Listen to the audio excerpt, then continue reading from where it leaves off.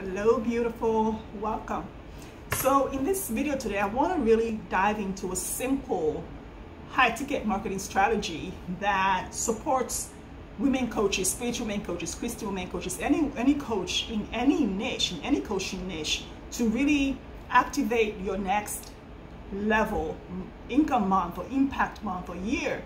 Whether you're thinking of going to your first $100,000 coaching month, or your first $50,000 month, or even 10K month, or you are looking for your first 7-figure year or 8-figure year, whatever it is, this is the strategy that 7-figure coaches and 8-figure coaches use to create an overall strategic marketing plan that's not just a simple tactic, to really focus on that next level activation in their business.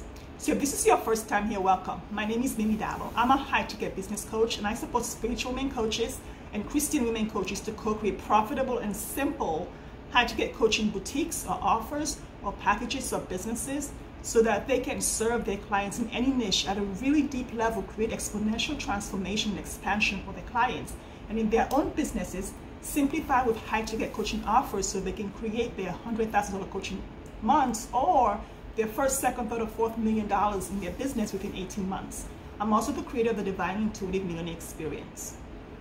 So what is this simple strategy that takes you to your next level in your coaching business, in your life, and just simplifies everything for you?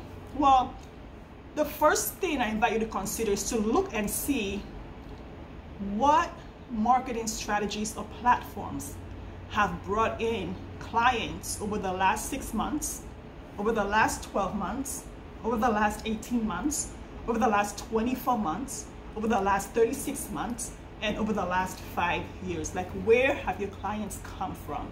What platform, like what strategies, the very specific, have brought in the actual paying clients that have exchanged money for your value that you offer? And then, using that same analysis, look at where your larger audience has come from. Where have you curated your butterfly garden or your audience over the last same couple of time points in the last 5 years?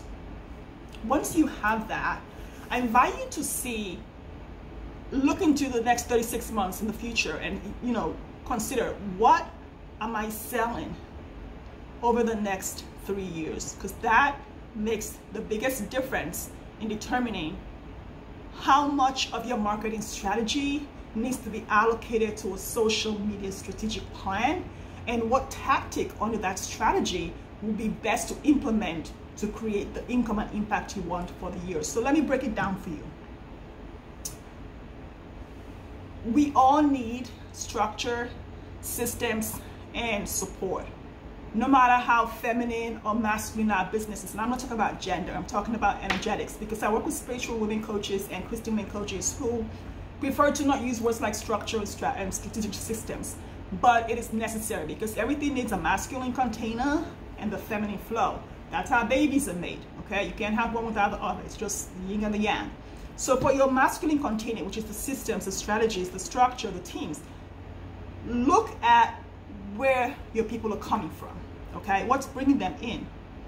The reason why this matters is because, let's say that you either selling high-ticket coaching items or low-ticket, like courses and memberships, or a hybrid of high-ticket and low-ticket to bridge the gap and create the income and impact you want.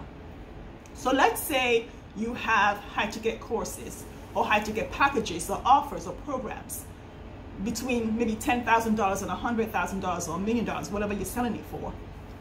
Where I've seen clients and colleagues and friends distract themselves in their business and focus on those tiny distractions instead of actually growing the business or selling is, well, I only have 500 subscribers on YouTube, or I only have 1,000 people on Facebook. Well, what are you selling over the next 3 years? Because that's going to determine this. And where did the last couple of buyers come from? If you're selling high ticket, then you don't need a massive audience. You need an engaged audience. So you can have only 100 subscribers on YouTube and you can create a thriving, booming 7 or 8-figure business. This is why, because if you're selling $100,000 coaching offers and you work with 10 clients or sell 10 of those a year, that's $1 million a year. And if you are working, let's say with $50,000 coaching offers, and you have a mastermind or group and you sell 20 of those, that's $1 million a year. How many people do you need in your Facebook group or in your YouTube audience to sell 10 coaching offers or 20? How many need to see that to sell? For you to sell. It's simple, right? You don't need 1 million people, so you don't need to go spending ad spend and wasting time trying to do 100 lives a day just to build your audience. You already have your people. Serve the people that you have. You have an engaged, raving fan audience. Work with them. Now let's look at the low ticket space. For those, I get it. You do need a massive audience, because if you're selling items for $222, or maybe the highest you have is $1,111 or $1,000, then yeah, you do need a massive audience if you're trying to create a $100,000 coaching month. If you're trying to create a $50,000 month, how many of those $1,111 items do you need to sell? Do people need to even put eyeballs on before you can sell them? So tie the strategy to the impact and income you want to make within the next 36 months, and not to your ego, because ego says, well, I need a YouTube channel that has like 5,000 subscribers, or I need a Facebook group with 20,000. This is the way it works for you when it comes to people gravitating towards your items. If you are primarily on Facebook, then you need to chase people, right? Because you need to either have ads or chase people around in their DMs for them to even know you exist because of the algorithm.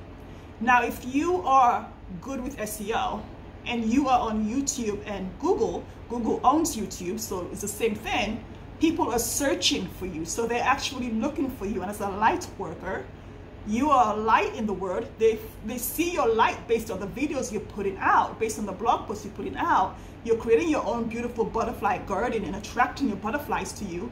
They find you because you answer a question that they have. You have a solution to a challenge they're facing. That is what YouTube and Google are for. Facebook is not about having an answer. It's about going out there and finding people. On YouTube and Google, people look for you and come find you. So there's a difference in the strategy, in the effort, in the time, in the money, and the energy that's going to be invested in your marketing plan and strategy, and how much time you're going to allocate to social media, whether it's your team or whoever's doing it.